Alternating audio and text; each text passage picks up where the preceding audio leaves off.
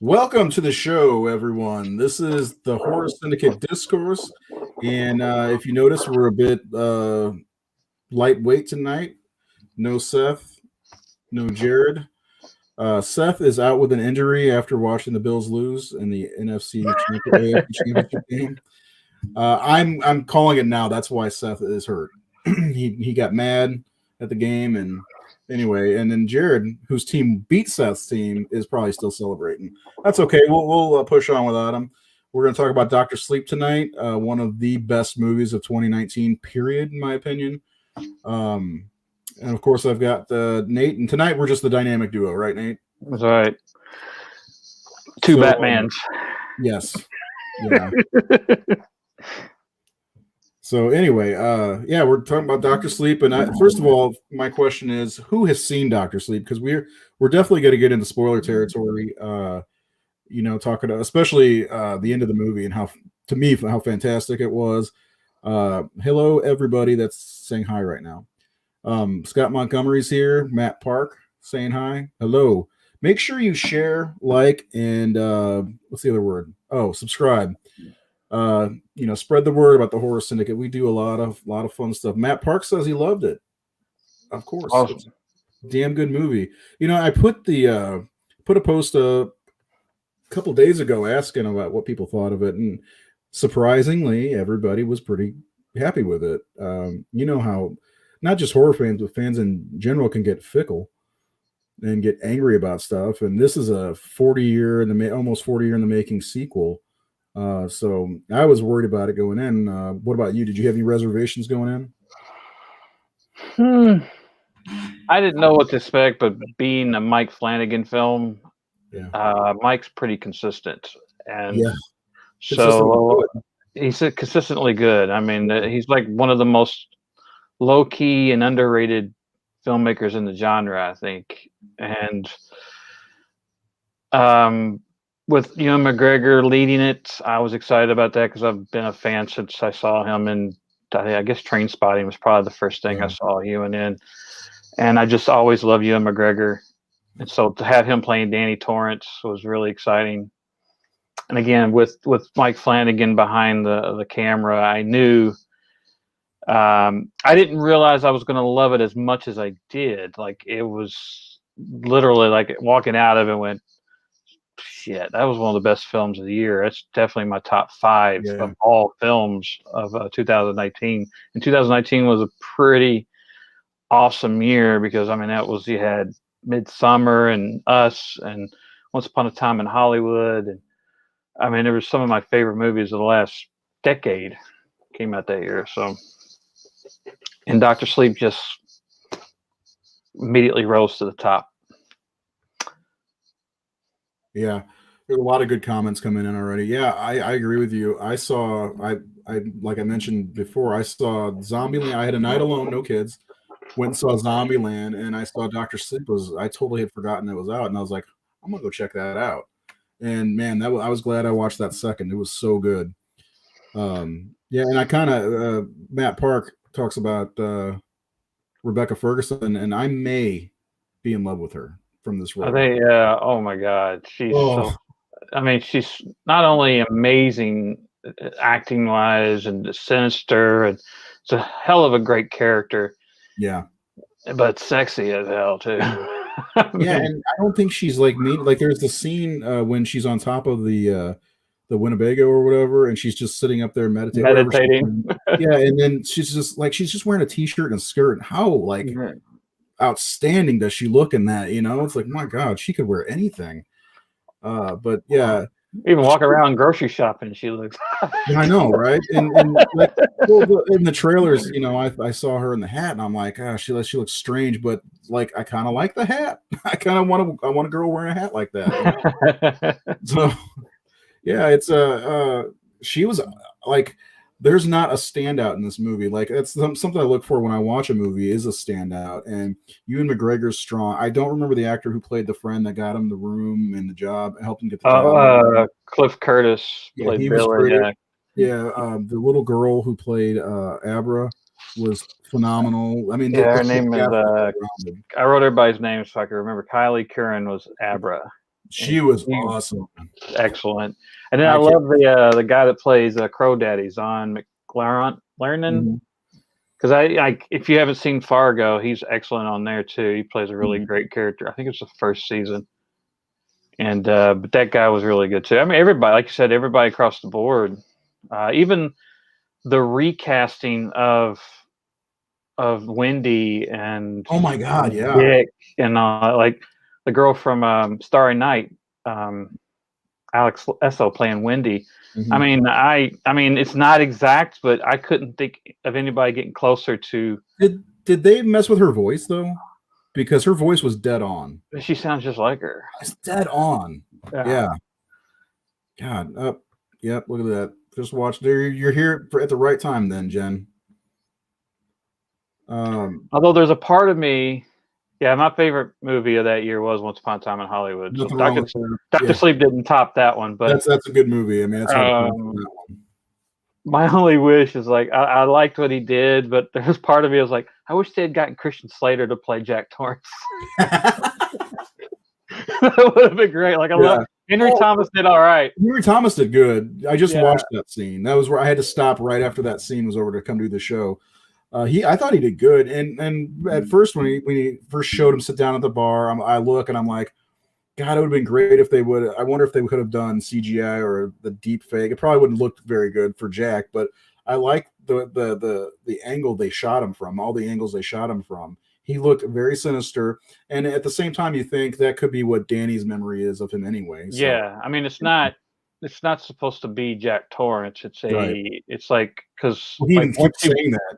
Once you mistaken or whatever. Yeah, once you become part, like Grady didn't realize that he was the caretaker, and he was like when he meet in The Shining. So it's like once you are there, like you're part of the Overlook, and you're just part of the staff, and now he is just the caretaker or the bartender or whatever. Yeah, I thought it was great. They did a great job.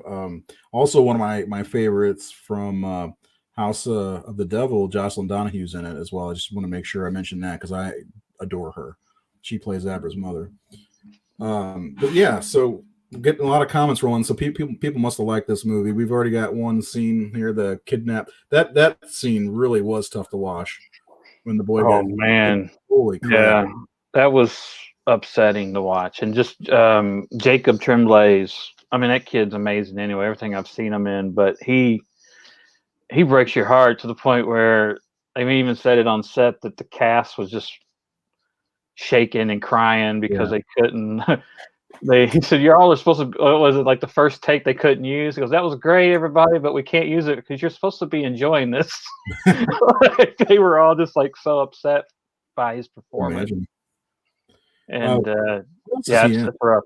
He was in Room, the Brie Larson movie that got all the Oscar attention, which is really great.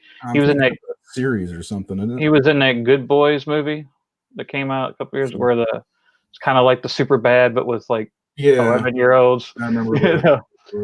Oh God, I'm blanking on what else he's been in, but everything I've seen him in.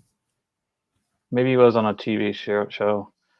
But his casting is also, it's kind of like, oh wow, we got this recognizable kid, because I'm pretty sure he was nominated for an Oscar for Room.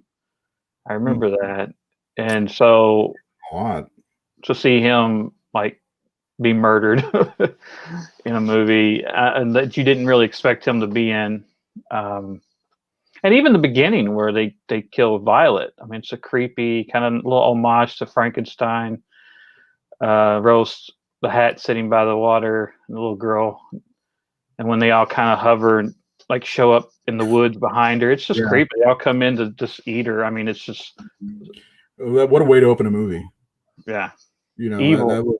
It was really good. Yeah, well, so I didn't read the book, and probably better off that way to enjoy the film. I mean, I know I'm sure a lot of people have read the book, but the way they open that movie, you're like, what's she doing? What's she up? Rose the Hat, what's she up to? And then it goes down that way, and you're like, oh my God. It's comments galore today. People must love this movie, which makes me very happy to hear. Yeah, we wanted to get the comments because we're missing two people, and Yeah. we loved your all's engagement because Absolutely. Alex Ross Banner. We always got to say hi to Alex. Always got to say hi to Alex. He killed in the room. There, I couldn't find what he's in. Apparently, he was in the Harley Quinn show. He played a voice in the Harley Quinn. He's going to play Flounder in the Little Mermaid. So I haven't seen The Room. I'll have to check that out. If she's talking about the kidnapping scene, I'm guessing that scene is rough. That is one of the scenes that I'm like, how do they pull this one off? Well, his performance, and then just the way it's written, and the coldness of like, are you gonna hurt me? And he's like, yes, we are. And the fact that fear makes it sweeter for them, so they want you to be afraid. That's right. He was in The Predator. He was the kid that everybody wanted. Oh, he's going to ruin the movie. He's going to ruin the movie. There's a kid in Predator. Well, it wasn't him that ruined the movie. No. It's like, that's not just a kid. That's a kid from The Room. I need to see that, I guess. Yeah. Oh man, The Room is excellent. It's of course all the Brie Larson haters will disagree, but it's an amazing movie. I don't hate her.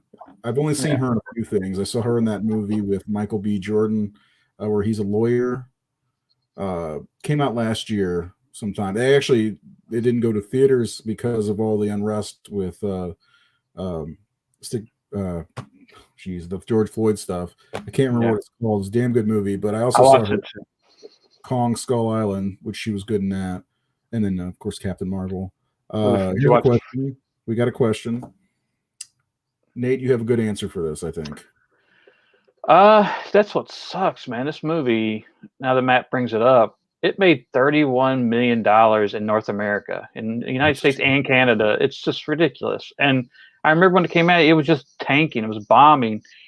And I was like, how? This is one of the best films of the year, easily. And I just don't know why people didn't go see it. And yes, Joe is right. They didn't release it in October. They released it in November. Mm-hmm. Which hurts it. Yeah. And November is usually like Oscar season. That's when like the Oscar movies are coming out. Plus, the horror crowd is kind of over it for a bit there with Halloween. I can't remember what came out that year. But also I don't think people aren't as savvy about films as we all as film fans are. So most fans or most people out there don't know what Dr. Sleep is. I don't think they realize this was a Stephen King movie or a Shining sequel, especially. I think that might be part of the problem, honestly. Yeah. Because they didn't know it was they take it at face value. It should say, and to most people, I think it should say The Shining 2. And okay, that's why they named The Exorcist 3 The Exorcist 3. Yeah, because I mean that's what if it had been called The Shining Dr. Sleep or something like that, or they just come up with a new title. But I think that's part of it. I think a lot of people just didn't realize what it was. Also, I heard some people say that they think it's because of the film. Horror is usually name that horror. Thank you. Jeff Murphy. Yes, that's it. Thank you. And speaking on Brie, I wanted to bring up Free Fire, and she was in 21 Jump Street too. She's really still alive. Unless we're talking about the series. That's why I watched that. Yeah, we're talking about the movie. Yeah. Very good movie, actually. But also, horror is generally like kind of guided towards young people. And this is a very, very adult movie. Mm-hmm. Even though it's got Abra. The themes are really about almost like, because that's one of the things about this film is really what it is like Dan is dealing with a life. I mean, the movie is really about what adults feel as they go through their life. Like, I think there's a lot of dialogue in the movie about like when the ones who are strongest with The Shining are the kids, right? Yeah. And that's because the kids haven't lived enough to have fears of the world and regrets and all the stuff that Dan's dealing with, which is, his alcoholism and his all the things he's seen, all the horrible things he's experienced, the experience at the Overlook, and losing his father at 5, and like he says at the A&A meeting that like his only connection with Jack Torrance was the darkness of Jack Torrance. The only thing I could relate to him was his anger and his rage and his alcoholism, and that's the only way I could get close to my father, was to experience that. That was when I understood who my dad was. And so you're talking like that stuff is not like a young audience is watching this going, I don't get this. Like I don't like it's just it's the film itself is really about regret and choosing to face your demons and instead of running away from them, because that's what Dan is doing. He's been locking those demons up in these boxes and running away from his life and hiding his whole life. And this is when he has to, I mean, that's what he says. When Abra comes to him for help, he says, hide it away. Don't shine.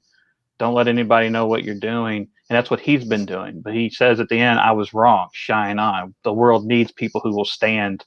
The world needs people to shine. And that's what he realizes, I was wrong. And that's how he wins at the end, is he faces it. He faces his biggest ghost that he didn't lock away, which is Jack Torrance, his father, the most important ghost of his life. And he had to face him. And his father offered him that drink, and him turning it down was that moment where he was ready to face Rose. And in facing Rose, he had to release all of that darkness that he'd been carrying around on her, all those ghosts that he'd kept. And all that darkness is like your regrets and your guilts, because that's one thing we got to think about. It's like, this is a movie where our protagonist caused the death of a child in the beginning of the movie. Oh yeah. Oh the mother and the baby. The baby died because of uncomfortable scenes. God. Yeah. I mean, imagine. Can you think of a movie like where your protagonist, like in the very beginning when you meet him, leaves a woman who just choked to death on her own vomit? He doesn't realize that, and puts the baby next to her, and finds out later that they died, that she was dead and the baby died. I mean, that's heavy shit, and he's dealing with that. Yeah, the AA scene is. I mean, there's so many great scenes in this movie. I mean, that's it. I mean, the first AA scene, and then going into the doctor's office. I mentioned that I didn't notice it before. I was like, that looks exactly like Ullman's office, and then you're like, yeah, it was exact creation. I mean, even the posture of the doctor, like sitting at the desk, it was almost exactly like the way Ullman was sitting when he was interviewing Jack Torrance in The Shining. Just wanted to bring that up real fast. There's so many little nods like that. That's so cool. Like even like the address on Abra's house is 1980, which is the year of The Shining came out. Oh, I didn't notice that. Things like that. Yeah, there's all these little bitty things. There's a lot. I'm not a real big reader. I mean, I wish Seth was on here, because he could have probably. If you're watching, there's a whole lot of Dark Tower stuff in this movie, apparently. Oh, really?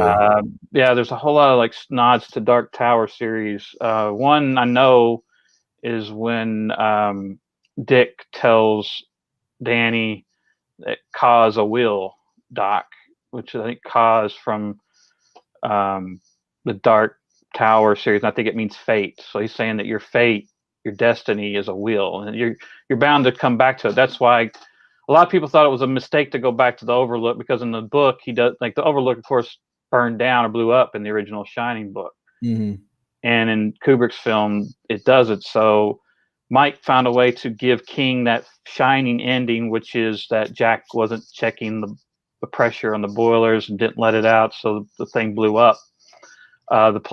So he wanted to do that. So I mean, I'm glad we got to go back to the Overlook, because that was fucking exciting. I've never envied people more so than that cast and crew who got to recreate that set. I'm like, you all should have left it up and just made it an amusement park or something like that. Some kind of attraction. Yeah, because my God, I would love. 40 years later is amazing, you know. Yeah, and they actually went to Kubrick's archives from his estate and got the blueprints from the original production. Oh, really? And made it exactly. They had the original blueprints so that it's exact. So they didn't have to use just screen caps to try to figure out, oh, this was because you know how they recreate stuff in some things. They have to Yeah. do it based on set photos and stuff like that's awesome. Yeah, because I was really paying attention because that was the last scene I got to see before start of the show, the ballroom and how the bar was set up, the two registers, you know, how big the ballroom. I was like, man, they did or the doors to the bathroom. I was like, gee, they really because I just watched The Shining on Sunday. And I had this big plan of watching The Shining and Doctor Sleep back to back because it's a must. If you never done it, do it. But of course, by the time The Shining was over, because I forget how long that movie is, it's almost both hours. yeah. So it's Yeah. a 5-hour sit, you know. But anyway, I was like really examining the background and everything. I'm like, man, even Jack's wearing the coat that Lloyd was wearing. Yeah. Yeah. So And yeah, they and did a I great also job. I noticed, I didn't see it in the movie, but I read that the mirror from Oculus, Mike Flanagan's movie, is right there by the gold room, Mm, ballroom somewhere. But yeah, let's talk about that scene with Jack Torrance. Like one of my, mm, I absolutely love the line because it goes back to what's in Dan's room with the chalkboard. yeah. He says, "Your mind is a blackboard," and he says, "The drink, and this is the eraser. Yes. It erases everything. Like take your medicine. This is your Yep. medicine. All your fears, all your regrets, all that goes away." And it's just a great line that your mind is a blackboard and this is the eraser. And he chooses not to do it. Well, then It's such Jack a, takes the drink, or Lloyd. yeah, Yeah. it's such a, some heavy life lesson themes and kind of, I mean, the movie deals with dark and light. I mean, that's what we know. Like Dick even tells him in the beginning, like all of us have a dark side and a light side, and the overlook channeled in on Jack's darkness, Mm-hmm. and it tried to get your lightness. It was trying to feed, and that's the whole world out there around us is always trying to feed on that. And even like again, going back to the children are the ones who shine the most. The children are the ones who they're trying to exploit, especially the true knot. The true knot wants the children because they shine the most, they have the most power. Yeah, that's why Ebra's the white whale. That's part of the reason. If she was any older, Yeah, it wouldn't be as much steam or what, you know what they called it.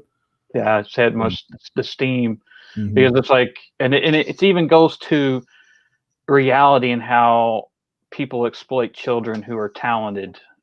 Like, because I remember the scene of the baseball field where Crow Daddy's sitting next to the guy and they're watching baseball boy. Just say, oh, it seems like he can hit it every time, every pitch. He Yeah, knows, well, like you he know, knows yeah, knows what they're thinking, yeah. and it's like some scout's going to see him. And like, Isn't well, that who's the Danny one Lloyd, scouting? by the Huh? way? Isn't that Yeah, Danny I don't know if from? that's, yeah, He's in that scene. I'm almost certain Danny Lloyd from The Shining. yeah, you kind of break up. Yeah, Danny Lloyd, yeah, has a cameo on that scene. I'm not sure if that's him talking to him or he's Yeah. just in the stands.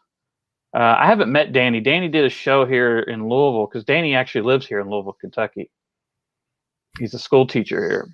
Wow, a lot of people live in Louisville. Huh? There's a lot of people that live in Louisville Yeah, and or he's from there. he's retired and everything. Even the other night, I was like, man, I should get him in the movie. but but yeah, he's got that cameo in there. But like the whole scene of like people are always after these children and they're scouting them and trying to get to them and suck up that light and suck up Mm-hmm. that and exploit it. And that really goes into the whole hiding your talents, hiding away. It's kind of a metaphor for how life is. A lot of people who have, like even Dan even says that a lot of people shine and don't know it. And it's because a lot of adults are afraid to show what they can do. Like I thought about that. Like I was, as far as an artist, Mm-hmm. I was always afraid to show my work. Like I used to draw like this when I was in public because I didn't want anybody to see what I was doing or see it. And it took me years to put it out there because when you do put it out there, you're opening yourself up to pain and to leeches and vultures who want to hurt you for it. Mm-hmm. You know, they want to tear you down. They want to criticize you. They want to. So it takes a lot of bravery to shine, to show what you can do. And a lot of people will never make that jump because they're too afraid of it. They're too afraid of what it's going to bring, the pain that it's going to bring. And sometimes that's what I say. It's like it's braver to stay to do these things instead of hiding like Dan's been doing. And he realizes he was wrong to hide all that shit and to keep it down and to tell Abra to do the same. Because but I mean, his lessons that he learned through his life, and he didn't have. I mean, his mentor passed away, and it's like Obi-Wan in a way. You know, when he comes as the Force Ghost, you get not Scatman. I was going to say Scatman. His real name. What's his name? Halloran. Callan.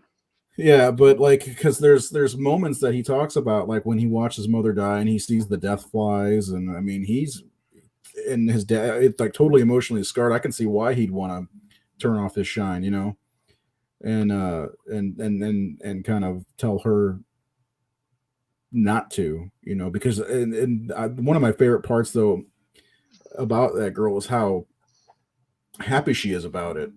You know, like I don't think he was ever happy about it because he was talking to Tony in the first movie, and he could see the different things within the Overlook and Room 237, all that. But like she's like the magic show at her birthday party, there's all the spoons and silverware up on the ceiling spinning around or whatever, and you know she's all about it, and he's like complete opposites, and that's. Go ahead. You got something? Yeah. I mean, you're right. Like Abra's not afraid No. afraid to shine, and she's but it's also because she hasn't been exposed to the darkness of the world yet. She hasn't seen what's out there. And when she sees Baseball Boy die in her head, that's when she does see it, and that's a great moment because she just lets out this horrific scream of pain because this is her first exposure to the evil and the dark out there. That might come for her, and like that when that blackboard breaks behind Daniel or Dan and it says murder on the blackboard broken into it. Such a fucking great moment. Yeah, it is. But like that's the thing, like you said, she's not, and the thing is, she's so powerful and she's still not corrupted by the fears and the apprehensions of showing what she can do, that she actually scares Rose and she scares the True Knight. And she kicks their ass. I mean, that part where Rose is like going into her mind, like she's going to fuck her up. Yeah. And Abra fucks her up and scares her when she scares her at the grocery store. Like Rose is afraid of Abra because she's never run into anything. Like, so that's why it's like the end. She's that white whale she's been looking for, and yet she's scared of her. She is like the Moby Dick white whale that it might kill me, you know. And so at the end, she has to take in all that steam to prepare. Yep. Which also brings into the fact like this movie kind of feels like a superhero movie. It does. It felt almost like more than just. I got Star Wars vibes from it at times too, and not because Obi-Wan's in it, but you know, or even X-Men vibes. You know, kind of like everybody's got their, like the True Knot all have their talents. Like, you know, saying here, this is a good point he put up. What's that? By hiding his shine, Dan stayed out of the path of the True Knot. Do you think he would have joined with them? They could have corrupted him for it. Yeah. He stayed out of their path, but how many people have they murdered? Because he could have stood up to them. Just like that's what he does at the end, is he makes a stand. Like he says to her at the end, we need people who stand, which is kind of a nod to The Stand. Because that's what you had, those special people. Because The Stand's kind of a superhero thing too. You got these people who are special and unique who could stand up to the threat in The Stand. And that's what, like, all Baseball Boy would not have been murdered by them had someone stood up to them at some point. You know, so instead of hiding and waiting for them to find you and kill you one-on-one, like this was a time for Abra and Dan to combine their efforts and to take them out. and he had this secret weapon in that he had locked away all of those overlooked spirits within him. And I love that fucking scene where she says they're not. He says they're not special. They're starving, and all of a sudden they're right behind them, and they just take Rose out. And it's just like to see all of those ghosts, the familiar ones, the tub lady and the twins and the Grady and the great party, that guy. To see all of them, to see all of them come in there and attack was just that line, they're starving.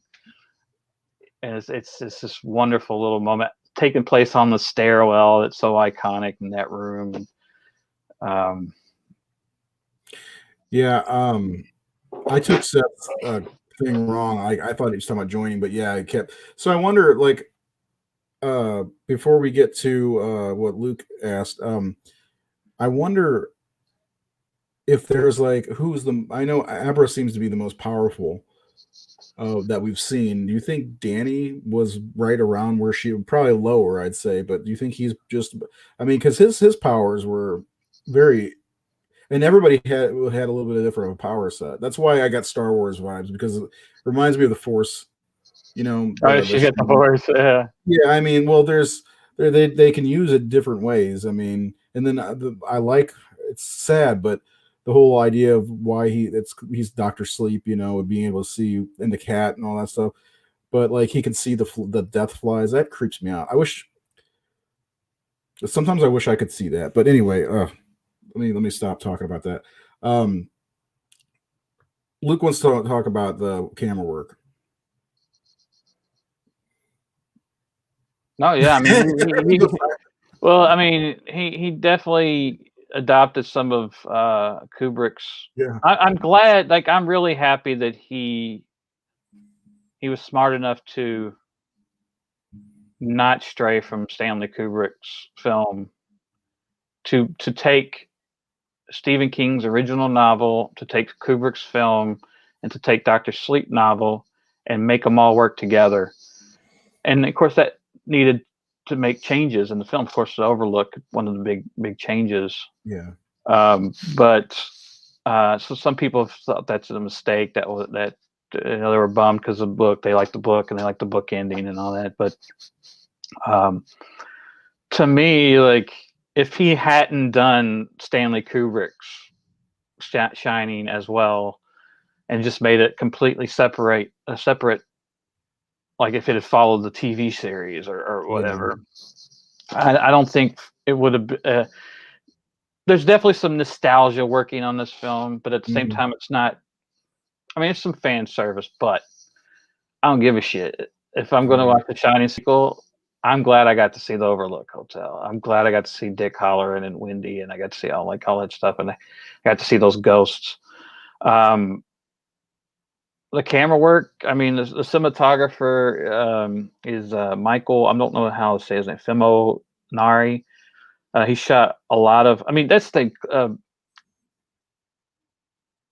Mike Flanagan works with a lot of same people. The Newton brothers. Someone mentioned the score, which is phenomenal. They really captured Stanley Kubrick's aesthetic in the score. Added to the atmosphere like crazy. Oh man, just immediately, like I love this soundtrack. And then the cinematographer, same person that shoots all of Flanagan stuff. So Flanagan is like, he wrote and directed the film. He's got his same team. I mean, he is killing it, man. Like Hush and Gerald's Game and Haunting a Hill House and the guy, he made the Ouija sequel, didn't he? Ouija, I think he did the second one, which is a good one. I never saw that. The second one's good. The second was good. Yeah, the second one was pretty decent.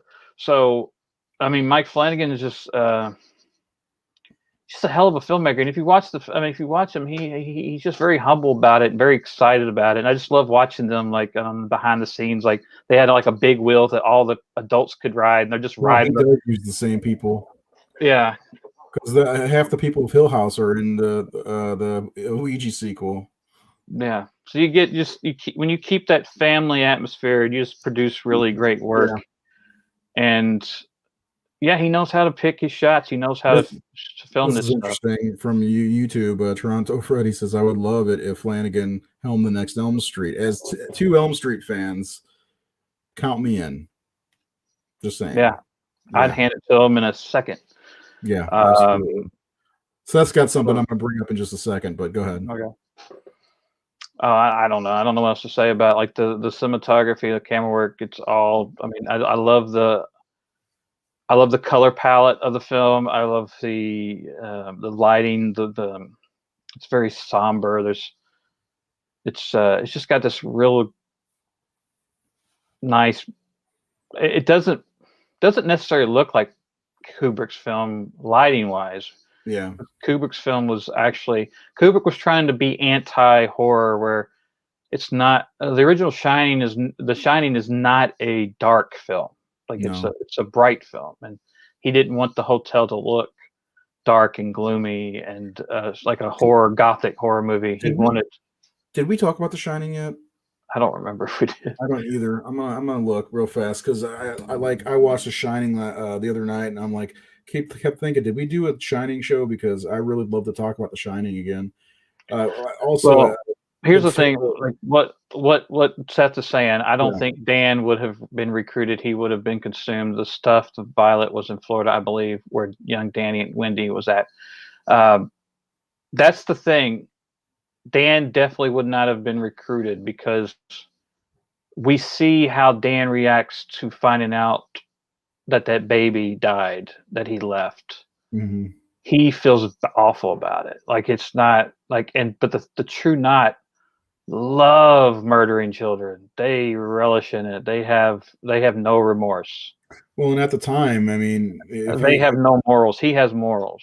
Well, and at the time he was still young, like that girl Violet, I guess, in the beginning, when they could have, because they like Seth says, they were in Florida where they were.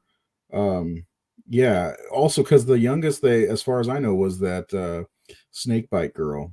Yeah, because that's like what it would be a question of what does Danny have to offer them? Because like we go back to the super villain team, they would choose people who had a talent. So like Crow Daddy was a tracker. Mm-hmm. So he would help track people. Snakebite Andy, that makes sense too. Yeah, Snakebite Andy could talk to people and they would do what she says, or they would fall asleep, or that type of thing. So, did Danny have a niche? Did he have people were dying and like read their thoughts and stuff for the most part. His was basically kind of normal. Yeah. Telepathic seer stuff where so I don't know if he would have been an asset to them to keep. They probably would have just saw him as food. Yeah, that makes more sense. And I feel like they would go after kids of a certain age rather than, for their food, rather than have a kid tagging along. I don't think we did a Shining episode. I'm not seeing it on here. I don't think we did either. But and also like the True Knot, they've been around for centuries, and there's not that many of them, so they're picky about who they pick. And even like when they go to the movie theater, Rose at first is like, I'm not impressed. It's like, I'm not impressed. What is this? And he goes, just watch. Yeah. And so not only does she have this power, but she has a darkness to her. She has a capacity to harm and cause violence against people. Even though she's doing it for a reason, she's a victim and she's taking it out on these men who are awful people. She sees the potential for her to embrace the darkness of what the True Knot has, who are kind of a cult of. She showed it right away too. Not right away, but like she played with that guy for a minute, and you could see like excitement in Rose.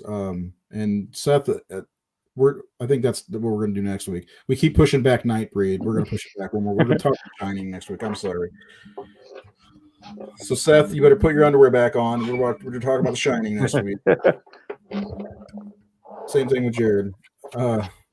Yeah, I mean, there's really good points. And let's hit on that theater scene just for a minute, because I really enjoy that scene. and it grosses. But there's a lot of unsettling. Like, for instance, Joe Michael Rabaglia, he says, where'd it go? The film is tense, but there's also some like really gross moments in the movie and unsettling moments.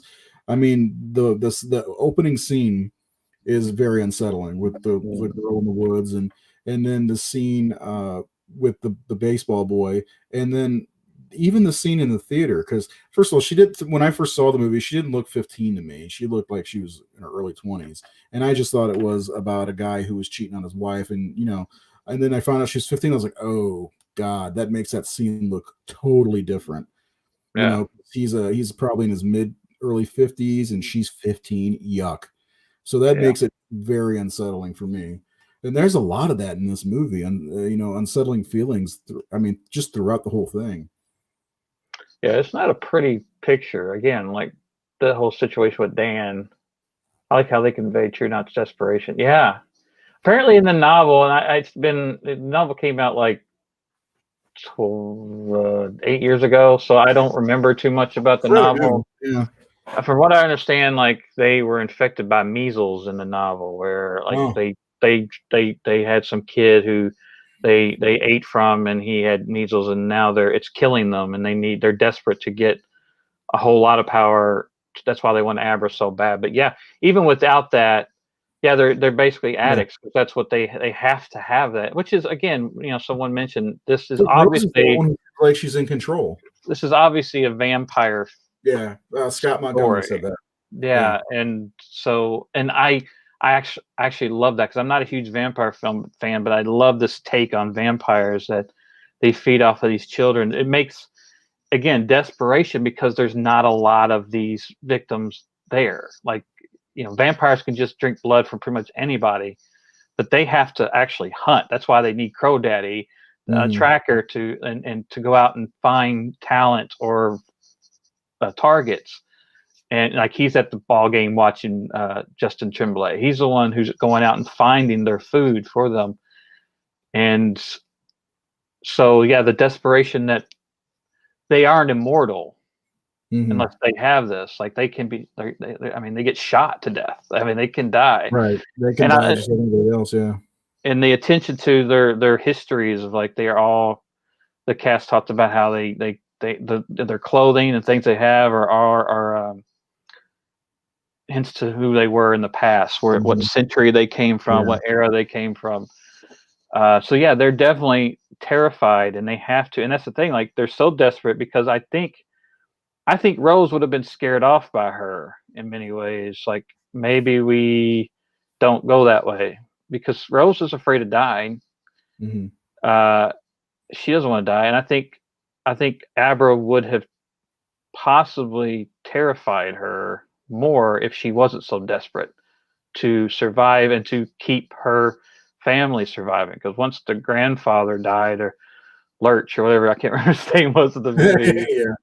But once he died, I mean, they really, like, we need to feed, and we need to feed now. And they keep talking about there's a steam shortage. There's not much out there anymore. I wonder why that is. Do you ever think, because I was watching it today, I'm like, why isn't there that much steam? Is it because they're hiding it? Because you see, like, there's scenes in the movie where, like, that scene with the spoons and Abra, like, they could feel it. They could feel some new thing happening. Even Dan feels it. But, like, why is there not much steam left in the world? If is it because they're hunting them down and eating them? Like, they've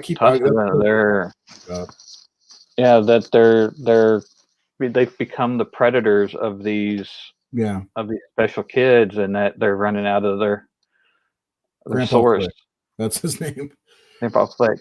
And then again, like Danny said, a lot of people don't realize they have it. Like, Billy had some sense of the shine.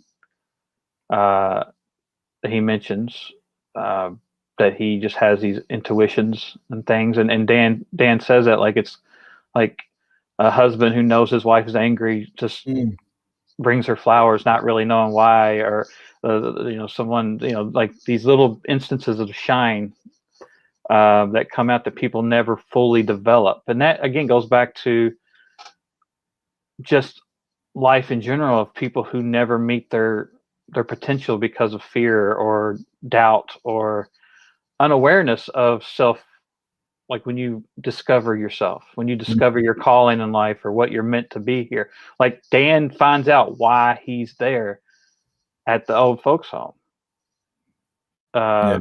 He finds his purpose, but he went through a life of aimlessness and no purpose, and it was an ugly, dark place. And he doesn't find redemption and an inspiration to move along and get until this man Billy helps him, and then he finds his purpose in helping these people pass on peacefully. Which I think that's what inspired the book was.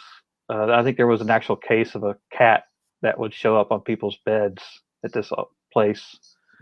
That was apparently what was true and what partially inspired King. And he talked about that, like over the years, he had thought about where Danny Torrance was, and people would ask him at signings, like, "Where's Danny Torrance?" He goes, I'd tell people that he and Charlie from Firestarter got married and formed like a super team or something. But yeah, I think that's part of it. Is like Dr. Sleep. It's about finding your purpose in life and facing it, and he not rejecting it, and that was their purpose, was to dispose of these people who were taking all of the steam and all of the shining out of the world. Like they stood up and they conquered evil, even though Dan had to die, which someone brought that up on my page today. He didn't like. He thought that was the mistake that Flanagan made, was killing Dan. No, I don't think that. I don't think it was. I think that was definitely Mike trying to make Steven happy. Yeah. Giving it the original ending from The Shining that he never got, of the Overlook blowing up or burning down. It kind of can bring closure also to the whole Shining story. Although after that movie was over, I wanted to see more Abra. I couldn't get enough of her. Yeah. Well, I heard like someone also talked like the whole ending thing of Dan dying, or like when the ghosts come and attack him, and take him over, like his sacrifice. I like did too. Yeah, I thought it was great.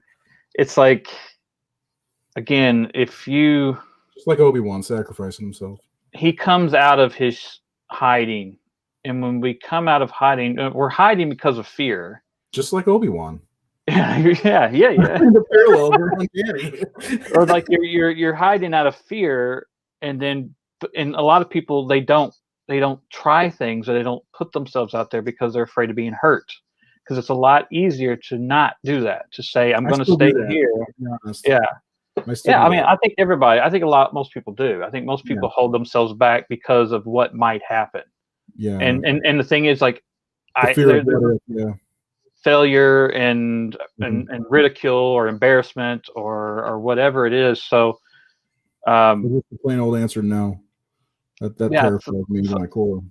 So I think that's what it is like you can go through life being afraid and only dealing with minor pain, and never really knowing where you could have gone, or you could take that leap and it might mean suffering. You may not have the money you need in life to get by. You may have to sacrifice a lot to get where you want to go because you've made that choice. And that's the other thing, is like we have a choice in our lives. Like, I think that's also the thing with Jack, is that he fell into being Jack Torrance because that's what he was dealt. That's what he knew. That's of his dad. But just because his dad was an alcoholic and a loser and a failure in life doesn't mean that Dan has to be that. Because we are all dealt the cards we're dealt in life, but we are the ones who make the choices of who we're going to be. And we're the ones who have to play those cards. Yeah. Yeah. So Dan learns that it's in his hands to choose who he's going to be, and he chooses to be the guy who stands with Abra, who goes after the Drew Knot to take them out because they're murdering these innocent children, and I can do something about it. And he does something about it, and he sacrifices. He dies, and I think it was just if both Dan and Abra had gotten through it, that they had been able to, because it's almost too easy. Because they take. I mean, it's sad that Billy dies, right? Yeah. Oh, I hated that part. I hated that. By the way, I just thought of something. It's so much like Star Wars. You know, he comes out of hiding. Yeah. He meets up with a youth, the future, the New Hope. Death Star, which is the Overlord, and they blow it up. You know, he's playing Anakin. He's playing the Alec Guinness version of this character. If you strike me down, Rose, I will become more powerful than you can ever imagine. Yes, and he does, and his Force Ghost is talking to her at the end, right? Right, man. He tells Abra. I just think Stephen King just ripped off Star Wars. Yeah. And now now he's gonna tell Abra that she has a twin brother. Right? No, there was actually actually in the book, there's a thing that they are related. I think Abra, Dan and Dan, because apparently in the book there's a side story where Jack Torrance, when he was a teacher and a drunk, had an affair with her grandmother. Oh, wow. Yeah. So it turns out he's like her uncle or something. Right. That's interesting. I'm glad they didn't do that though. Yeah, it's like it's too much. Like, is she a Skywalker? Or is she a right? Yeah. Skywalker? It's too much, pushing. Look, I see Star Wars and everything. No, man. Yeah. There's a lot going on in this movie, and one of the things that we've talked about a lot of this movie already. Everything that happened in it, but one of the biggest, my favorite things about the entire movie was Abra. I was really blown away, especially the scene where it's when she's been taken by Crow Daddy and they're driving and Dan's speaking through her. Mm-hmm. I really, really enjoyed that. I thought that was a pretty fun scene. Am I breaking up? A couple times. I don't know. I wondered if it was me. Oh yeah, I glitch out for a second. I was like, oh shit, am I breaking up? But like, there's so many cool things that happen in this movie, and it makes me wonder. Like, I like I said before, I would like to see something beyond this with her, and like maybe seeing more, because there's got to be more than the True Knot out there too, right? Well, I'd heard talk of Mike Flanagan was interested in making a Dick Halloran movie. Oh, like a prequel? I guess. He gets axed in the first, like yeah. So, as long as the paintings on his walls are somewhere incorporated in the movie, above his bed, above his TV. And I love the scene in the beginning where Danny is sitting there watching TV with his mom and gets up and goes and puts the woman in the bathroom in a box. Like, he just gets up and goes, and he comes back, and just something I had to do kind of thing. And at the end, Abra does the same thing. That ghost is there, and she just casually walks in, confident as hell, because she's a badass, and she's gonna fight evil. She's shining on, there, shine on. Yep, shine on, you crazy diamond. Yeah, I was gonna say that, but yeah, that's I was gonna say the scene before that when was it the bathroom that he went into? And he was terrified to go in there. Yeah, because they were watching Bugs Bunny. Yeah. And after he has that talk with Dick, he figures out he can take her on. That's a cool scene. That's like I love that the first half, not the first half, but the first half hour or so is a lot of setup, because you got to meet everybody, but it all pays off in the end too. And I do wonder, like, we've talked about movies like this before where there's a lot of setup in the beginning, and sometimes people just get lost. And I wonder if that was one of the problems with people when they saw this, if they just there was too much going on in the beginning where they lost interest. I don't know how that could happen But I know I talked to somebody about this at some time when the movie came out, and they did not like the movie. And I swear it had to be because the beginning of the movie there was so much. I mean, had to meet the true knot. You had to find out everything that was going on with. You know what? Maybe after how after Dan he leaves the baby, that's like Obi-Wan leaving Anakin and the baby on. Okay, I gotta stop with that. Remember when he left baby Anakin with the, Baby Luke, yeah, baby Luke with some Cheez-Its? he left Anakin to die. Then he takes the baby and leaves it with his uncle. His mom died. Jesus, and then takes the money. And the worst part about that is Dan. He's given. You can tell he's just done and given up because Halloran's there. He's talking to him. He's like, "You can leave her money. You don't have to take her money." and he's just like, "She took my money." My money. Bought the Coke with it. Yeah. It's he's in a very, very dark place. Probably even darker than where Jack was. Yes. Dr. Star Wars. Like Jack. I don't know. It's just such a good movie. It's got the heart that people complain that Kubrick didn't have, because Kubrick wasn't interested in that. Kubrick put a lot more in people understand, but Kubrick's goal with The Shining was to make a terrifying movie. He did a lot of studying on what people are afraid of and what works and what scares and what people are like fear and how fear works. And his intention was to, because a lot of his contemporaries were making these horror movies, like William Friedkin with The Exorcist, and all these like filmmakers were coming up in the 70s, and Roman Polanski and Rosemary's Baby. All these like top filmmakers were making. That's the thing about that era, was that a lot of the top up and coming filmmakers were making horror films, and so here's Kubrick is like, I'm going to make the ultimate horror movie kind of thing. So that was his interest.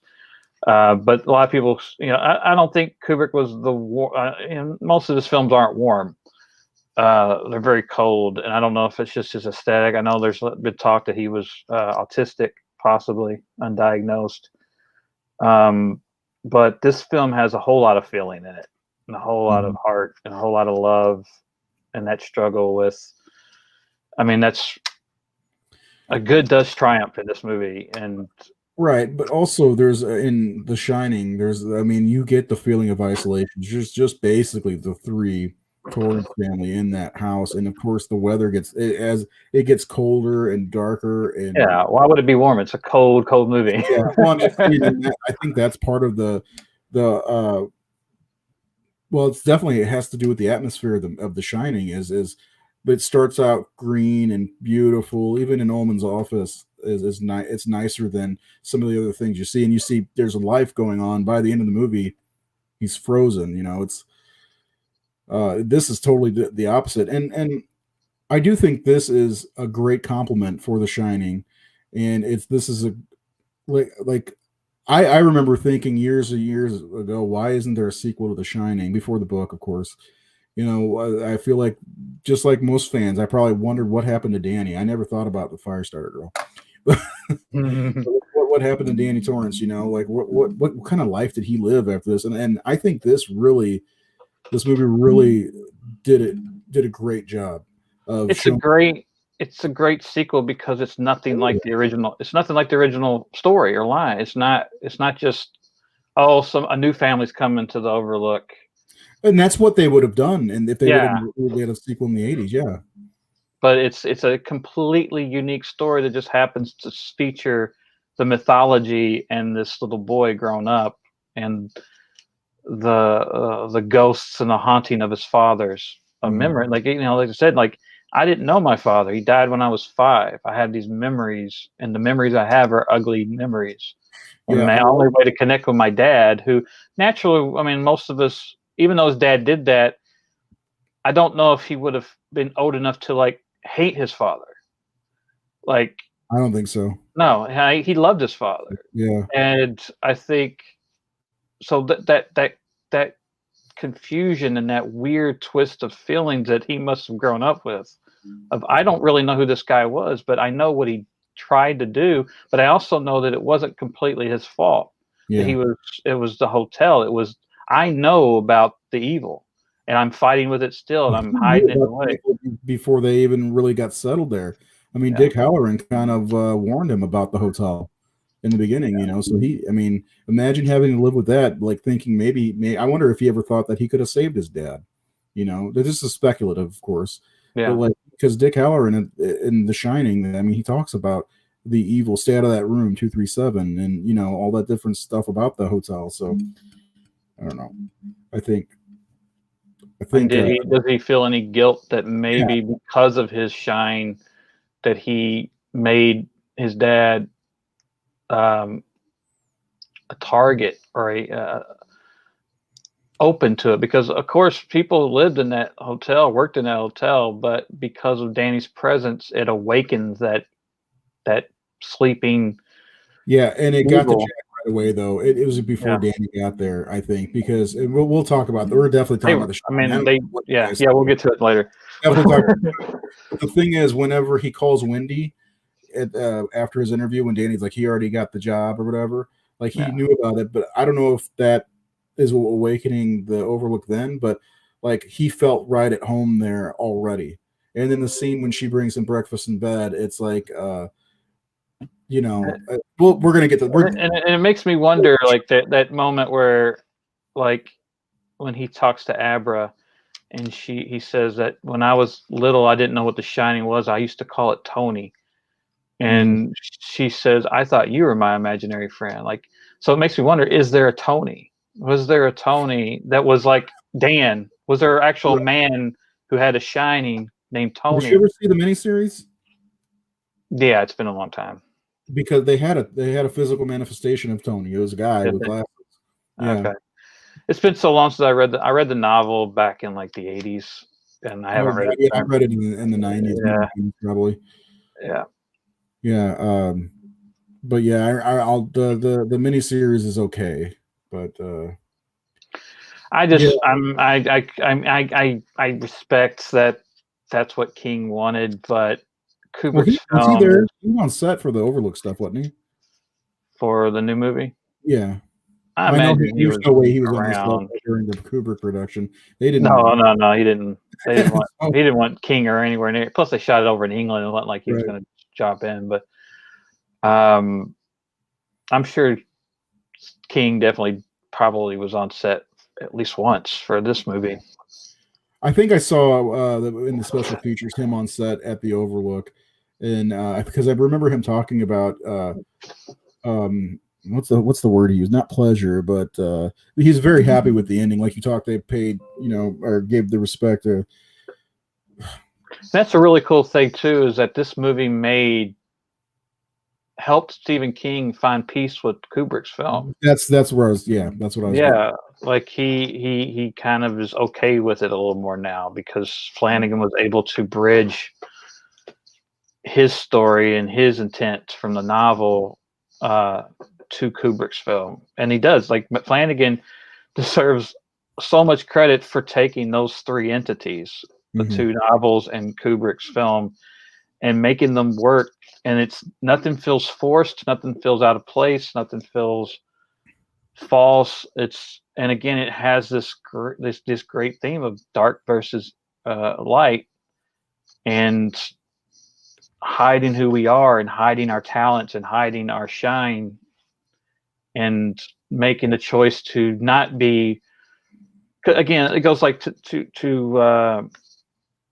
no matter where you come from, and it goes to Star Wars too, like The Last Jedi. I know you don't like The Last Jedi, but at the end of that movie where they're saying you don't have to be somebody, like Luke Skywalker, he's just like a kid from Tatooine, but it's like, but he was somebody special. He was somebody special, but the thing is, like, it doesn't matter where we come from, the neighborhoods we grow up in, the religions we're taught as kids, or whatever we are subjected to in our youth that we can't control. That's the thing. We can't control who our parents are. We can't control what school we go to, what neighborhood we grow up. We can't control that, but we can control at some point where we go from there. We can't blame it on everything else. I can't blame Jack Torrance for my alcoholism. That was my choice. I chose to pick the drink up. I chose to take that girl home and leave that baby there. I chose to do cocaine. I chose to do all these horrible things. And he makes the choice to rectify that, to find resolve and to find redemption. And his redemption again is what he does with the people at the home and helping Abra, saving Abra, killing these fucking people who need to die because they are the worst of the worst. They are preying on innocent children and relishing it. Oh, it's my neighbors. Sorry. I hear some scratching. I'm like, what the hell is that noise? It's the neighbors taking the trash out. Yeah, and that's one of the scenes we didn't even get to talk about yet was that scene in the woods with the shooting of almost all of the True Knot and Billy.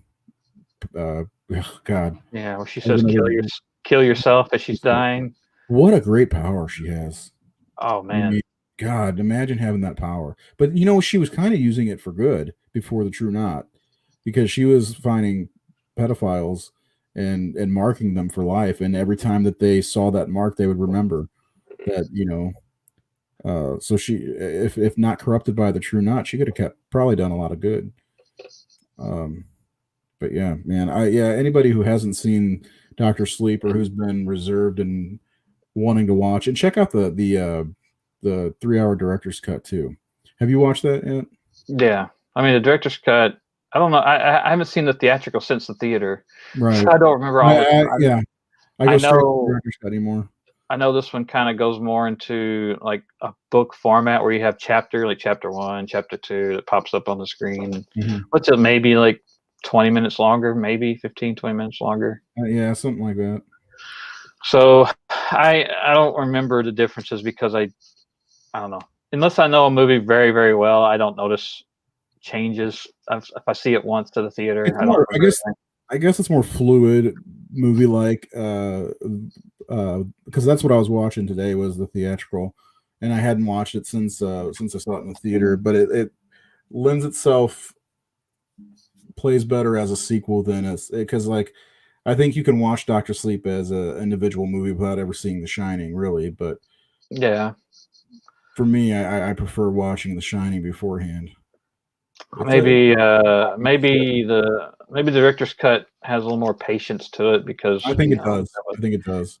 Maybe a little more of the Kubrick style of filmmaking that they don't really do anymore because like the studio would be like, you need to speed this up. You need to cut that. You need to cut this. This needs to be sped up. We don't need to watch those long takes and those studios are getting in the way of a lot of good movies. I'm just saying. Well, especially I think this is a masterpiece, in my opinion. I think it's one of the best. Was this your favorite horror of 2019? That's what's really hard because 2019 had 3 of the best horror films I've seen in the last 20 years. Yeah, like. Oh yeah, 20 years for sure. It was like almost every season there was a new one that was like, holy shit, because it started at the beginning of the year with Us. And I know people are divided on Us, but I fucking adored Us so much. And I don't see how anybody could not like it. And then Midsummer came out in the summer, and another one just it came out in Midsummer. Yeah, and then at the end of the year, Dr. Sleep comes out. Yeah, November, but then in between you had Ready or Not, which was excellent, and I liked Crawl. A lot of people think Crawl's terrible and stupid. Oh, that was fun. I had a blast with Crawl. I liked the Child's Play remake. I enjoyed it. I took Reynolds to see that, and we really enjoyed it. I was like, hey, this is not what I thought it was going to be. Seems like there's another one. I'm looking 2019 horror because 2019, in my opinion, was a good year for horror. The Lighthouse came out that year too. I still haven't seen The Lighthouse. I need to see that. Yeah. Let's see. You've got Black Christmas. No. Don't Die, Annabelle Comes Home, Rabid, Banana Splits movie. That was. What are these movies? I've never heard of some of these. I know. I mean the big ones. The Beach House. What's that one? What? These aren't any. of the bigger name. Anyway, yeah, the for us, Midsummer and Doctor Sleep were the big three in my opinion. I think Doctor Sleep was my favorite. Yeah, it's hard to categorize the three They're of them. all three so different.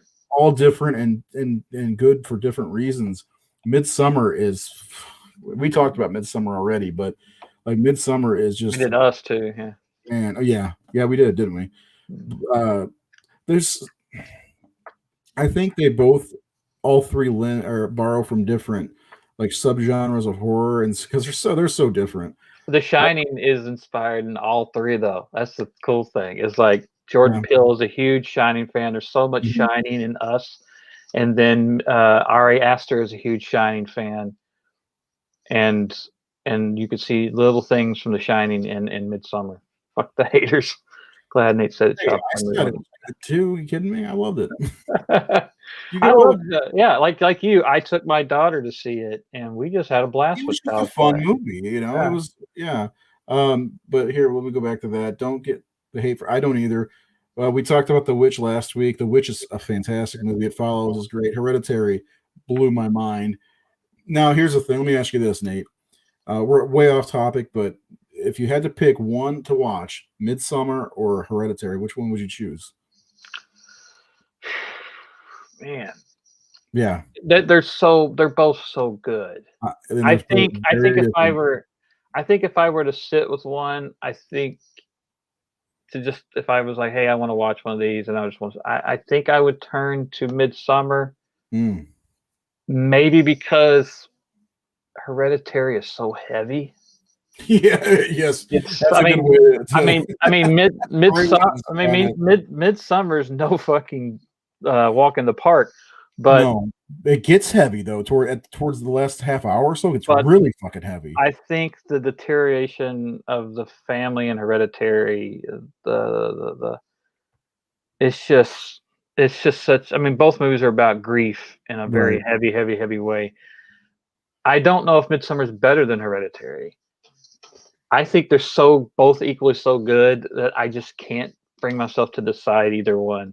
I would go Hereditary, and I'll tell you why. It's Toni Collette's performance is out of this world, in my opinion. I mean, I watched that and I was like, she is a fucking treasure. And I like Midsummer quite a lot, but I think Midsummer to me it feels like you're like going on vacation a little bit because you're going to this other world, this other place, this other community. So it's like I'm not at home. Hereditary is like, no spoilers. Yeah, Alex hasn't seen it. Okay, Midsummer. They're both very good, and Florence Pugh fucking. I'm like, oh well, Toni Collette's amazing, so that gives me. And then you put her. It's like as far as acting power, Hereditary's got it because you've got. Even Gabriel Byrne knocked it out. Gabriel Byrne's amazing in it, and Ann Dowd is great in it, and Alex Wolff is fucking incredible as well. He doesn't get enough credit for his performance and his incredibly vulnerable performance in that movie, because most young actors would not be willing to do what he does in that movie, and he went full tilt in that movie. So I think it's just to say that Ari Aster is just one of the great filmmakers right now. And I mean, if Martin Scorsese is like one of your biggest fans, I mean, you're doing pretty good as a filmmaker. So hey, Alex, check it out. Luke says check it out. I do too. Midsummer, check it out when you get a chance. Yeah. I don't know if I could post this one. Midsummer is beautiful. Yeah, I can. Midsummer is beautiful, but it's something that I'd rarely rewatch. Then again, I watched it 3 times to absorb it. Midsummer's one I watch. The more I watch it, the more I fucking love it. The more you see in that movie too. I like this quote here. Hereditary is like a slow storm cloud that sits on. I agree 100%. And that's probably why I like it so much. I didn't see that. Yeah. You're lucky you missed out on our Midsummer conversation because we went really deep into that one. There's a lot, and pay close attention when you do watch.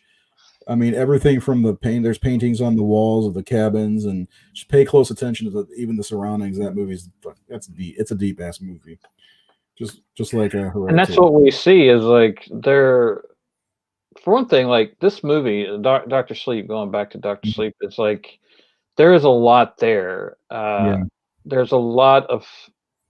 I mean, from what I understand, like Stephen King saw the script, Flanagan showed him, and King's first response was, "Nobody's going to make this movie. Like the studio's not going to make this movie." And Mike's like, "It's already greenlit." Like Oh, 'cause he felt like it wasn't the kind of movie that studios are making. But the thing is, like this movie, Mike Flanagan's a workhorse. hmm. Like this guy, like it's not just that he's consistent. He's I don't know how much stuff has he produced? Like two television A lot. series, Yeah, but uh, two or three Stephen King movies. he did all that. This Look at guy him. is just producing and producing and producing, and it's been all very good, which is very unlikely for anyone. And then, Oh God, he's only 42. hey, young dude. Wow. Well, like Ken, my producer, Ken Mhm. Daniels, who runs Fright Night Film Fest, he said that I think he said that either Mike submitted or came to the Oculus? show. He had his first movie, Absentia. Is it Absentia? Is that what it's Yeah, called? I didn't realize he did that and Oculus. Did you Yeah, see Oculus? I like that. Oculus. I Yeah. like it. Yeah. Like I said, the Oculus mirror is in the gold room in Doctor Sleep. That's why it's okay. That makes sense now. Yeah. Jesus. Um, but yeah, this guy Absentia played at Fright Night Film Fest here in Louisville, and um, he was talking about what a cool guy he was, and he's just one of those guys who is just busting his ass and producing good work. And I Yeah. mean, come on, man. Yeah. I mean, any indie filmmaker out there, like go because you watch Absentia. Absentia is definitely a very low budget independent film Mhm. that shows that it's independent film. This is where he came from, and just through hard work and talent, and surrounded himself with these amazing talent, like the Newton brothers who did the score, Michael, who's a cinematographer, uh, and a lot of the same cast that he's used in things. I mean, Henry Thomas is in this movie because of Haunting of Hill House, I'm sure, and of working with him in that.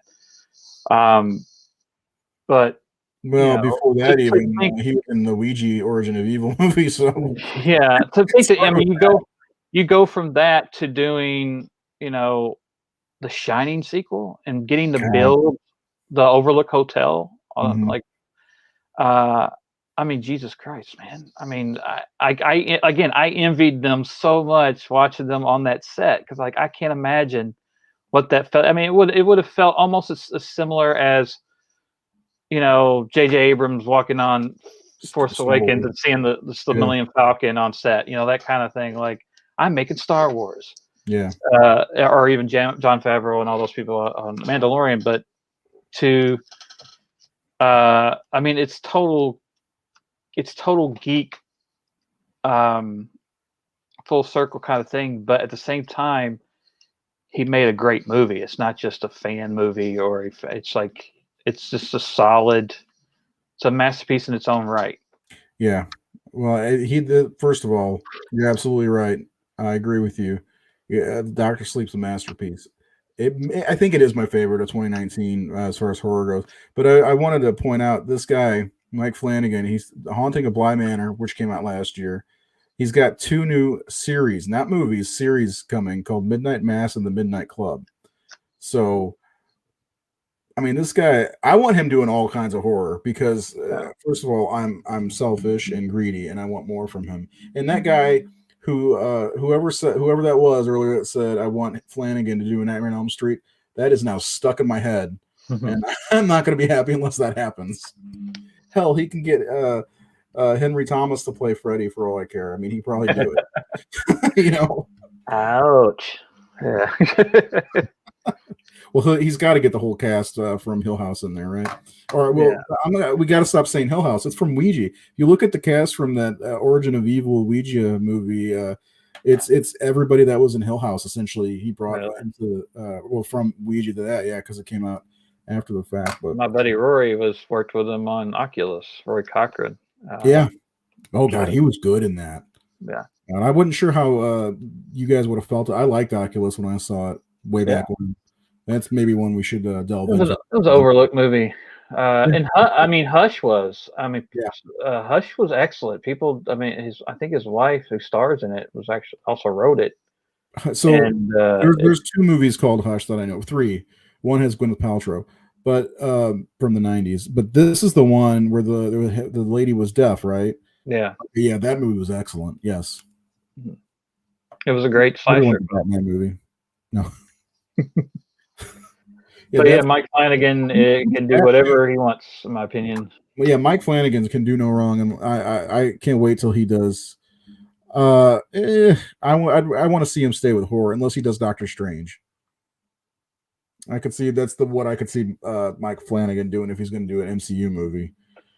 Yeah, at this point, he's done so many horror films. I wonder if that's really where his passion is, anyway. Like, It seems like it. Almost yeah, everything in his filmography is horror, and yeah, he does it so well. Why, it's like that famous saying, "Why don't fix it?" Or what is it? If it ain't broke, don't fix it. And, yeah. he's doing it, and he created Bly Manor is. I don't know if you watched that or not. It's different than what I think people expected. It's more of a love story than a ghost story. But Hill House was a terrifying fucking TV show.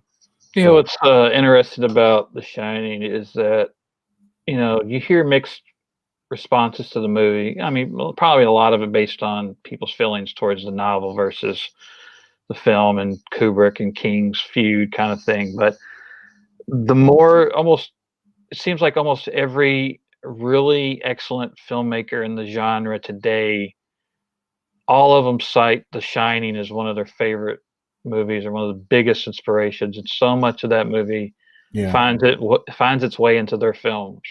Like even Robert Eggers confessed that a lot of The Shining is in The Witch.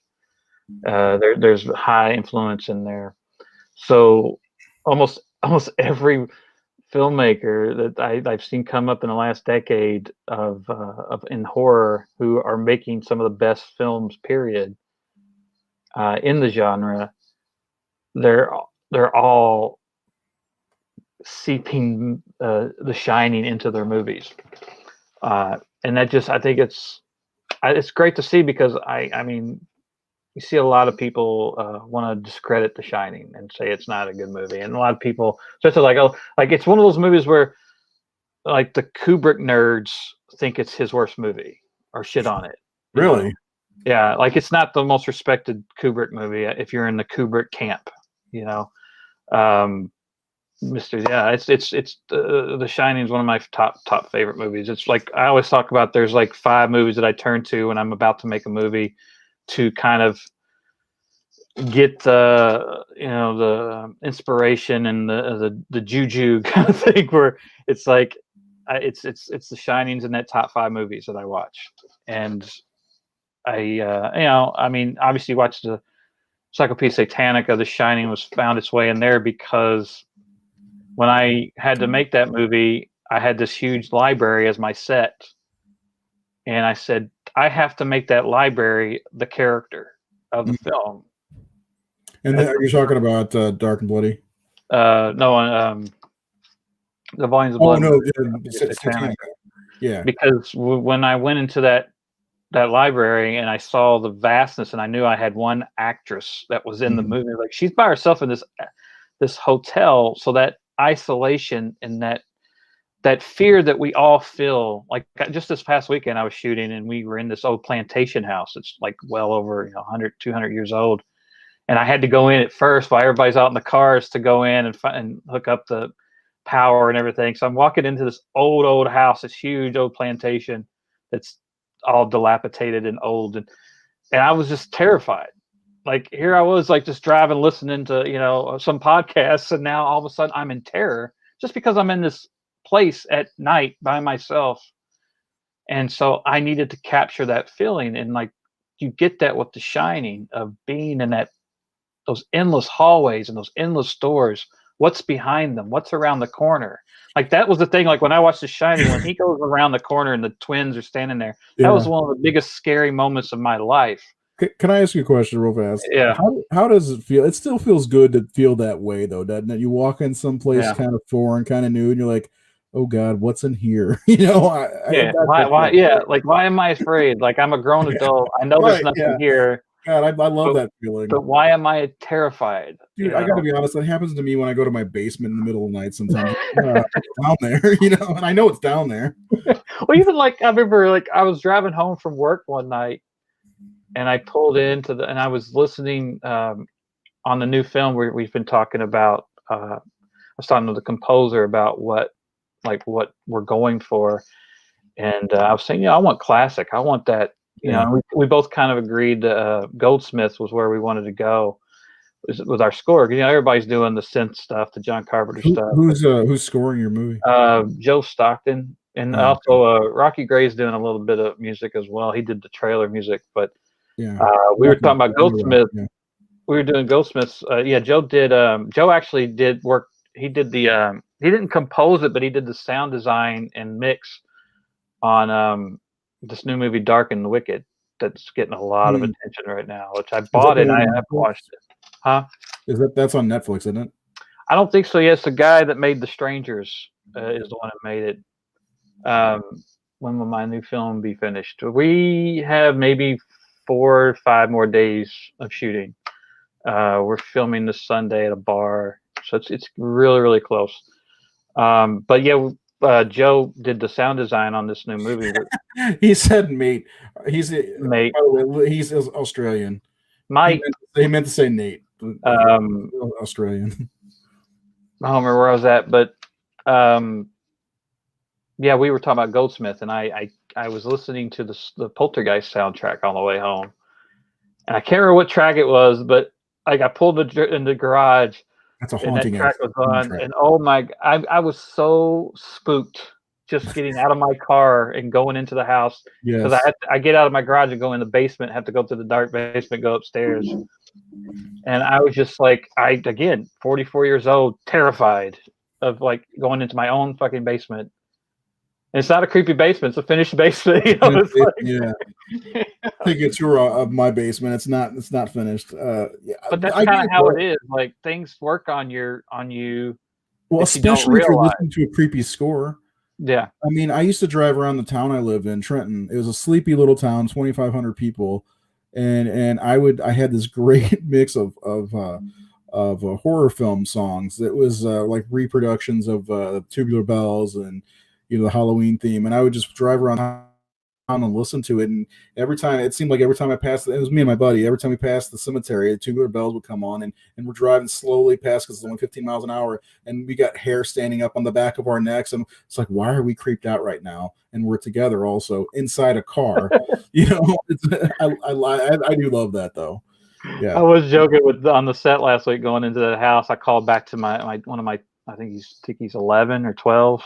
Yeah. Kid named Hunter who's in the movie. He was helping do crew, and I said, "Hunter, come here, hold my hand."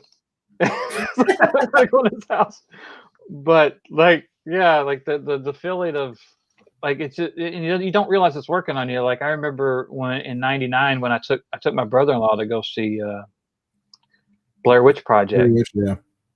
And Blair Witch Project wasn't terrifying in the theater. Like it was, I loved it. But it wasn't like one of these, I'm traumatized horror, like scary films. But like we're driving home, he goes, that wasn't that scary. And I was like, really? He's like, no. He goes, you want to go camping right now? He's like, fuck no. Let me tell you something about them. Did you go seeing it? You remember they did made it seem like it was real. They had a real website up, all that different stuff. Did you go in thinking it was like a real movie? Because I did. Yeah, like I remember. I mean, it's so vivid, and I was so cool about that. But I remember hearing. I remember that marketing of it was real, and my first instinct was, my response to that was like, "There's no fucking way the family of those people would allow this to be shown."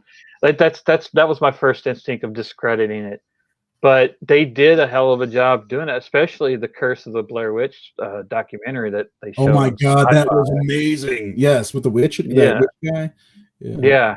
it was so authentically done Dude, I still that watch that it's every now and convincing. then. It was It almost is. better. It was better, almost better than the film. You know. It was no, I mean, it was such a great like when I showed my girlfriend at the time, I got the VHS.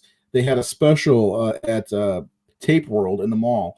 They were selling the VHS with that documentary, and I had never seen it before. It's perfect to watch back to back because I mean they get the hit the town historian, of Blair with the long white beard and everything like that. Yeah. If this used to be Burkittsville or whatever, or Blair, Burkittsville was anyway. Blair. Yeah, I dove right in head first to the Blair Witch stuff. But the Yeah, I best love part it. was we were the first ones to exit this theater. Me and my Mhm. friends, we were at the very front, and we got it let out in the back. In the back of the theater was a wooded area. Yeah, we made the little stick men on the ground and stuff, and people were freaking the fuck out. It was fantastic. I loved it. We just sat around the corner waiting for people to come out, and then, oh my god, it was so good. we Yeah, thought I about it. we thought about doing that mythology that they did on that movie, You where should. for On a Dark and Bloody Ground, because On Dark and Bloody Ground has a lot of history, like a lot of like that kind of stuff, like What past did you stories. say it was like some kind of Kentucky mythology almost? Yeah, so Urban I, legend? I had to create the history of it. So like the movie opens with the past, like the 1930s, and the movie takes place in the 80s. Yeah. But there's other things that happened in the 30s. That's even like in the trailer. The little girl talking in the trailer is talking about one of those stories. She's not talking about what happens in our movie. It's what happened in one of the stories from the 30s. 30s, So yeah. we had talked about doing what they did with Blair Witch, create a fake website and put that lore out there like it was real, Mm-hmm. and build our mythology and our lore and say this is what our film's based on here. And then we even did, when we were going to do our Kickstarter, we actually filmed it. My friend Todd Reynolds, who was in Confession of Fred Krueger, played Jim, the detective that beat Freddy up, and he was in Satanica. He was the Irish librarian. We did a sort of In Search of spoof, like the Leonard Nimoy show, where we shot it at our Did building. you actually shoot that? We shot him talking about, a lot Oh, of the he'd be good at that too. yeah, Yeah, he's great. He was wow. great at it, and we was going to be like it wasn't just our mythology, but we were mixing up with actual Kentucky folklore, which is Right. like the Pope Lick monster, who's this kind of goat man that is on like lives under this um, railroad trestle kind of thing, and he calls you out. He sounds like children calling you for help on the tracks, and you go out to help them, and like you get hit by the train. That's the mythology, and there's all these kind of some of this stuff's mentioned in the film because I have a character that Kevin Roach plays who's all into it and writing a book on Kentucky folklore and mythology, and he's telling one of the main characters about all these different like Kentucky legends and folklore. Oh, he's gonna kill. Did he already do that scene? Those Huh? scenes? Did he already do his scenes? Yeah, he's already Oh, wrapped. God, I bet it was amazing. Yeah, I wrote the part really for Kevin because Kevin, when I cast him as Freddy, like he was at that point where he didn't want to play villains anymore because everybody cast him as a bad guy because he's Yeah, so good at it. he's And good at it. Yeah. yeah, David Bennell, who was my cinematographer and editor on Confession, was like, everybody just cast Kevin because we trust him. Like he's the only person around this town. Like they come from Evansville, Indiana. He goes, like no one trusts anybody else but Kevin to play the villains because he's just so effective at it. But he's like, man, I'm tired of playing the villains. I was like, well, I'm going to write you against type, and I'm going to write you as a normal guy. And then, like when we were filming the movie, I was like, well, what's the part you want to play? Like, what do you dream of playing? Because he wants to play like the John McClane stuff. He wants to. I want to be the hero. I want to be the guy with the guns and all that. And What are your feet? yeah. But so yeah, so we worked on that. So we shot it. We were gonna actually use it as our crowd fund. Hmm. And Ken made up a fake intro with all the corny music. I can't remember if we found something. Yeah. And we had it, and then we just kind of, I don't know, we kind of felt it wasn't the right move, and then we decided not to crowdfund. Dude, I want to see that. Maybe one day. He talked about me. No, you got to show me that. You can't just tell me this is happening and then not let me see it. Oh, are you going to make a Blu-ray? Yeah. Okay, put it on there, please. We'll think about it. We have to actually finish it because we just filmed him and we have an intro, but we don't have, it made. Um, So, what? How much? How much is left?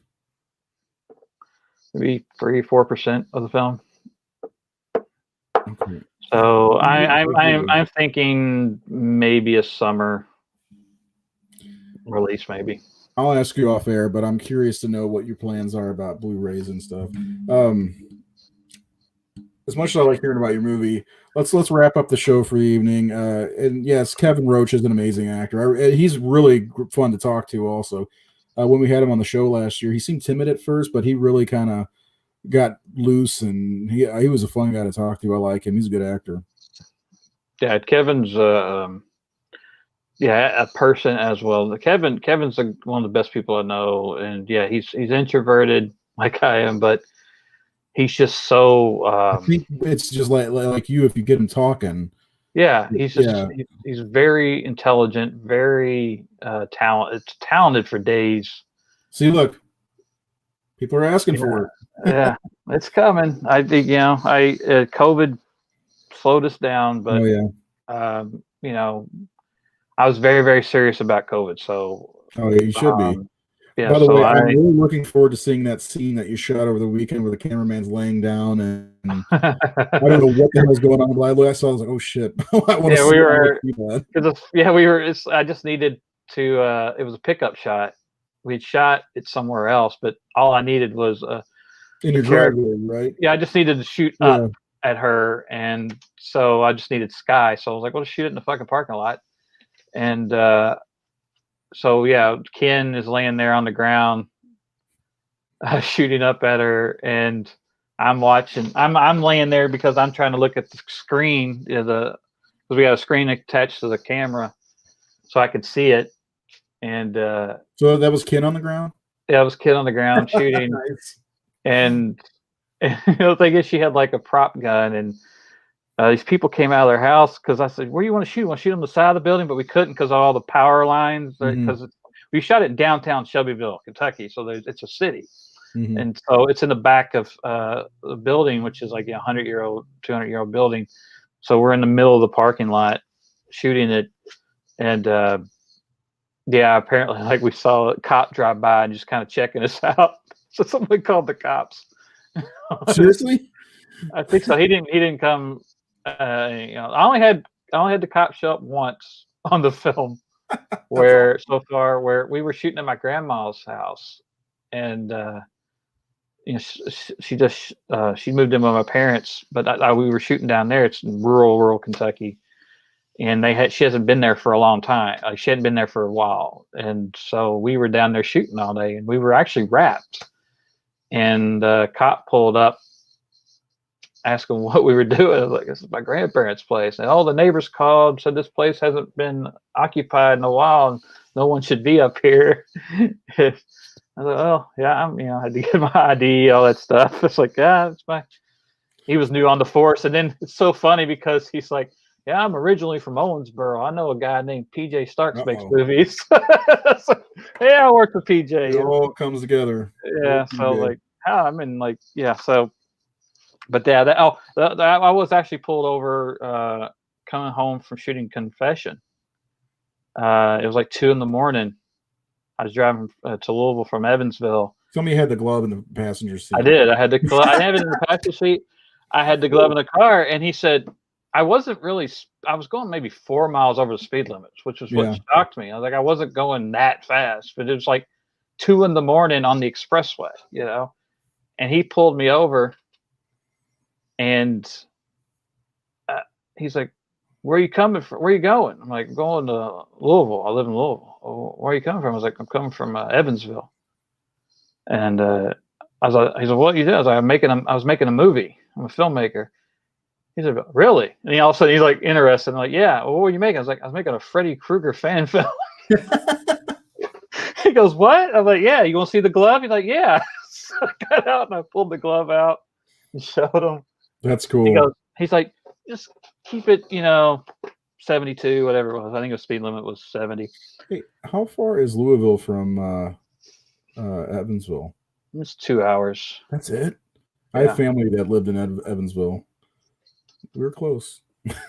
Yeah. I was up there a lot. And Owensboro, where we shot, is in 2 hours from Louisville.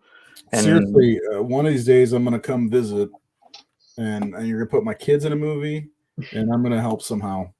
I don't think I can act. If you need a bald guy with a beard, I'm your guy. I could have used you this coming weekend. We got a bar saying we need some bald people, some gang looking like guys who could be in a small town, rural Do town. I look like that? Anybody could, man. As long as Yeah. I can make you look, very, very dangerous if you want me to. Like I got a guy coming. I talked to him, a guy I used to see at all these conventions and in Lexington, because we're shooting in Lexington. And I'd see him. He's just the nicest guy. He's from England. Looks like Uncle Fester a little bit. He actually dressed up like Uncle Fester one time, but he's got those pale, sunken blue eye kind of thing, and he's a big guy. And I said, I need somebody intimidating, and I just couldn't find anybody. And I thought about, who do I know in Lexington? His name is Christopher. And so I just texted him last night. It's like, I only saw you at the Lexington show, so you must live near Lexington, because I do all kinds of conventions around that area, like Kentucky and Ohio. But I only saw him at Scarefest in Lexington. So he's, yeah, I live near that. And I told him, and he said, yeah, I'll come up there. So he's going to play my Paul Sorvino and Goodfellas type, nice, big and scary dude, And, the thing is, he's the nicest guy. One of the nicest, sweet. Like when I see them at the show, that's how it usually goes. The big, tough-looking guys are the sweethearts. But I'm like, if I just give you direction and I film you right and edit right, you're going to look terrifying. Yeah. Yeah. So we've got Alex and Luke are going back and forth talking about how they love each other's beards and hair. So that's fun. and when Luke says he's in Tennessee, he'll be an extra for you sometime. He's going for the Kratos look. You guys. So we're gonna wrap it up. This is a fun conversation overall. Love hearing about the movie and talking. Next week we are going to talk about The Shining. Nate, have you ever seen the Room 237 documentary? Yeah. God, what do you think of it? It was interesting, but it's very interesting. I haven't watched it again because so many people said it's such bullshit. But it's a movie. It's open for interpretation, and this is the way a bunch of people interpreted it. Like Kubrick putting in different, like the Indian head, just conspiracy theories, the moon landing, all that shit. It's very interesting. I'm going to watch it again now. We're talking about Shining. Kubrick was definitely a guy who did that, and most good filmmakers. That's part of filmmaking that most people don't ever realize or see, is how much. That's what drives me nuts when I see people call a really deep thought, executed, planned, coded movie like lazy or lazy writing, or bad. Like, you have no clue what you're talking about, and then you start talking to them and like they did not catch anything. And so the Kubrick was that way, but I do think that people do often read into films more than the filmmaker ever, because that's the thing. If you really want to find something, that's all this is. Yeah, if you really want to find things, like, it's like he put that poster there for a reason, and you may be right, but it may have been a completely different reason for it. Nobody will ever know, because he's been gone for so long now. Yeah, and you just don't know, like we were talking about on our film set this past weekend, because you always have happy accidents, things that happen that you weren't planning for. And I brought up one of my favorites was No Country for Old Men, which is one of my favorite movies, one of the 5 that I turn to. And talking about that opening scene where Anton kills the cop on the floor and the boot scuff marks on the floor. And Cormac McCarthy, who wrote the novel, came up to him after the film and said, I really love that little detail that you put in there of the scuff marks on the floor. It's this great little moment. And they're like, yeah, that wasn't planned. We were actually upset on the set because they were new boots, so they were leaving the scuff marks, and we were pissed because we were afraid of continuity problems. So it wasn't even planned. It was just one of those things that happened. And but people are like, oh no, it's a beautiful little detail, and that's the thing. Like, there's so many things where people will come up to you. It's like John Lennon when people were reading into Lucy in the Sky with Diamonds and what it really means. And it's like, it was my kid drew a picture and and that's what it came home from school and that's what it was. And then he writes so all these people were reading into all his stuff that wasn't really there. And then it's a whimsical kids type song, basically. Yeah. So then I love it because he writes on the next album, he writes, I Am the Walrus. And apparently, they recorded it, and John turns to them and goes, "Let the fuckers figure that one out." There's been other filmmakers that have done things like, "Oh, well, this was a tribute to this, wasn't it?" Like, no, I just thought it was cool. Things would happen. Yeah, I mean, who knows? Kubrick may have been this mad genius, like everybody in this documentary thought, but I mean, it could have been just happenstance. Who knows? But I like the documentary. I'm gonna watch it again. I watched The Shining the other night. So next week we have to. I can't believe we didn't cover The Shining last year. It was 40th anniversary last year. Oh yeah, shit. Yeah.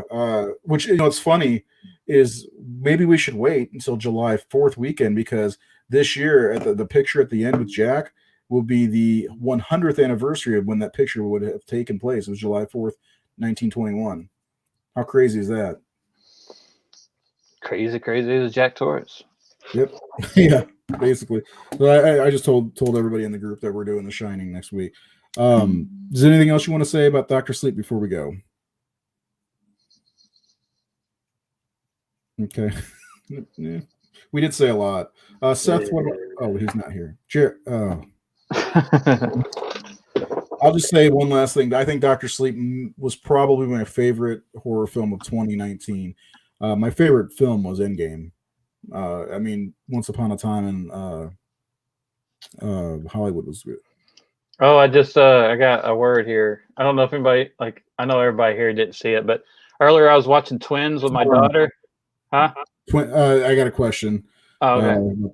You're watching Twins, the Danny DeVito, Arnold Schwarzenegger movie? I was showing my daughter because I'm showing my daughter all these movies that she hasn't ever seen. So I saw that and I said, "Hey, you ever watch this?" So we were watching it, and there's a scene where Arnold and Danny are crossing the road somewhere in LA, and I'm looking in the background, and I can see that they didn't shut the city. Those are real people walking around the city, and it's a crosswalk. And I'm looking back, and I see this guy kind of looking towards them and coming to the corner, and he's wanting to cross the road, but he's checking out what's happening. I'm like, that's Ken Sagos.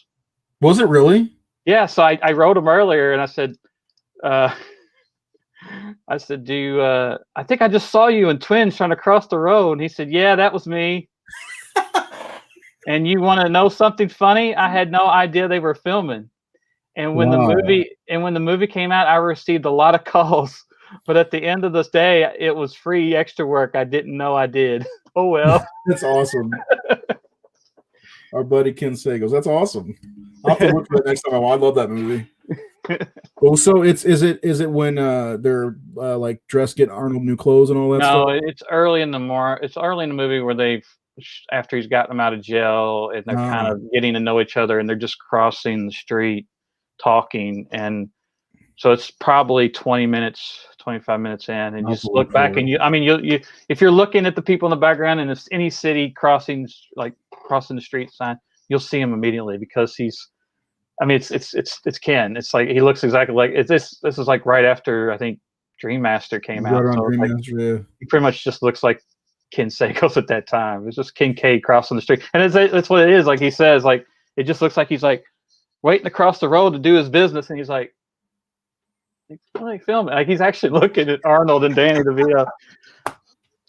That's awesome. I'm definitely have to look for that. That's funny. All right, guys. We'll see you next week with some Shining action. Thanks for joining us, Luke and Alex. You guys get a room, talk about your hair and beard, and we'll definitely see you. Nate, thanks for the good conversation. Thank you. And the insight on your movie. I definitely can't wait. Alex, if you didn't see this, said he wanted to be a part of it, but he couldn't because of some. Don't have any free time. Yeah. Thank you. So we applaud you for taking care of Mom, absolutely. Man. Take care of her. Take care of yourself, and have a good evening. And we'll see you the next week. Oh, and Luke, tomorrow I'll do the video game thing on my page.